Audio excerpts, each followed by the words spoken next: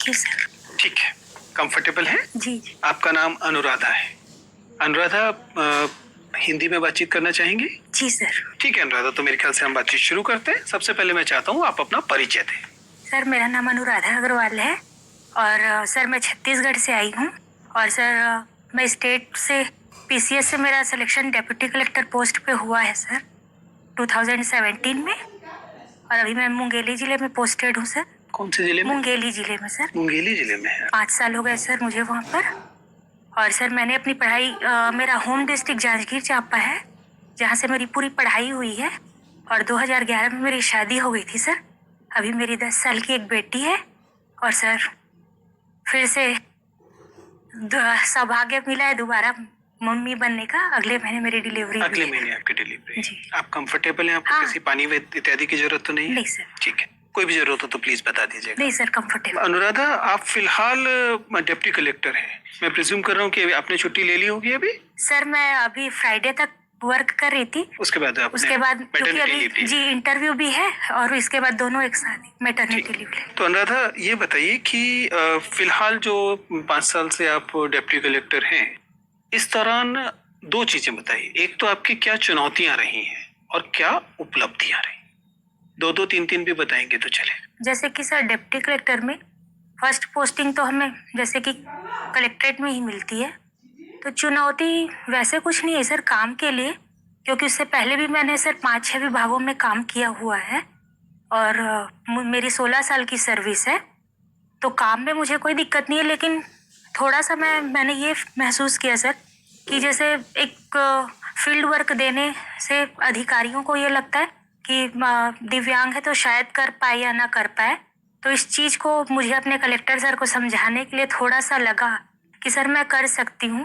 क्योंकि सर इससे पहले मैं तहसीलदार भी थी और उसके पहले मैं एएसओ भी थी, मतलब फील्ड वर्क मैं कर चुकी थी, तो बाकी और कोई चुनौती नहीं थी। बस काम फील्ड का लेने में अधिकारियों को मतलब उनको ऐसा कुछ नहीं था, लेकिन ये कर सकेगी कि नहीं।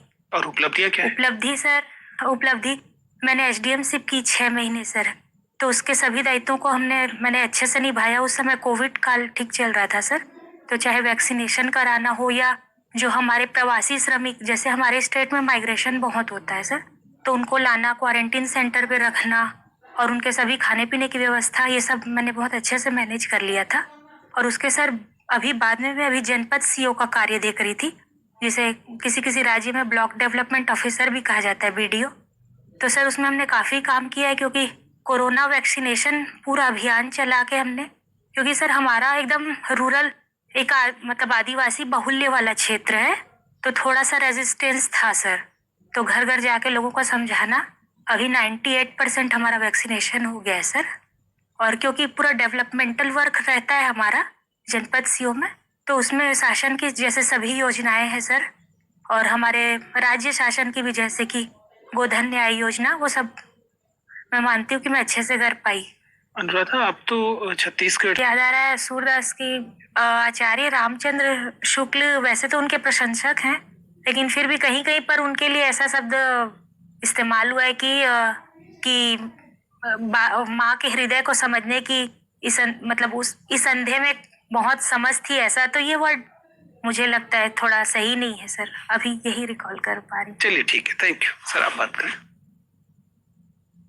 अनुराधा, शहीद दिवस और सद्भावना दिवस, ये क्या फर्क है दोनों में? क्यों इसको मनाया जाता है? सर सद्भावना दिवस स्वर्गीय राजीव गांधी जी की जो पुण्यतिथि है उसमें मनाया जाता है, क्योंकि उनकी मृत्यु सर कट्टरपंथियों द्वारा हुई थी, तो इसलिए सद्भावना दिवस के रूप में मनाया जाता है।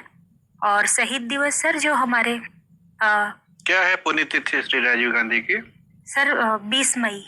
20 मई या 21 मई? Sorry sir. अच्छा, लेकिन सद्भावना दिवस क्या 21 मई को मनाया जाता है या 20 अगस्त को मनाया जाता है? सॉरी सर, मैं अच्छा, शहीद दिवस कब मनाया जाता है?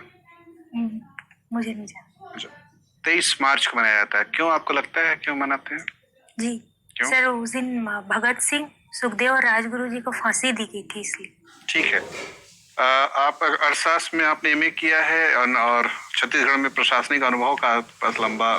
ये बताइए कि छत्तीसगढ़ में जो सेवा क्षेत्र है, सर्विस सेक्टर है, उसका हिस्सा इतना बड़ा नहीं है जितना कि पूरे भारत का है। पूरे भारत में सर्विस सेक्टर का हिस्सा लगभग 53-54% या 59% तक भी है, लेकिन छत्तीसगढ़ में अभी भी ये 40% से कम है। क्यों सेवा क्षेत्र अभी विकसित नहीं हो पाया छत्तीसगढ़ में? जी सर, इसके दो कारण, जैसे पहले भौगोलिक कारण है सर। जैसे हमारा जो उत्तरी छत्तीसगढ़ है और जो दक्षिणी छत्तीसगढ़ है, ये पूरा पहाड़ी और पठारी वाला एरिया है सर। यहाँ पर इसीलिए और साथ में दक्षिणी छत्तीसगढ़ में कुछ नक्सल का भी प्रभाव रहा है सर। तो प्रयास किए गए लेकिन वो सफल नहीं हो पाए। और दूसरी बात ये सर, जो मैदानी छत्तीसगढ़ है, मध्यवर्ती बीच वाला इलाका है, वो मोस्टली धान मतलब कृषि वाला क्षेत्र है। इसीलिए सर सर्विस सेक्टर में थोड़ा हमारा छत्तीसगढ़ कम विकास हो पाया है, पर अभी सर हो रहा है। किन किन औद्योगिक वस्तुओं के उत्पादन में छत्तीसगढ़ कोई प्रमुख स्थान रखता है? जी सर, हमारे छत्तीसगढ़ में जैसे कि विद्युत सरप्लस वाला राज्य है, विद्युत का उत्पादन होता है, और जीरो पावर कट वाला राज्य भी है हमारा। दूसरी बात सर, हमारा एल्यूमिनियम के उत्पादन में जैसे कोरबा में हमारा बाल्को है, और steel plant sir, Bhilai steel plant, इन प्रमुख मतलब ये प्रमुख उत्पाद हमारे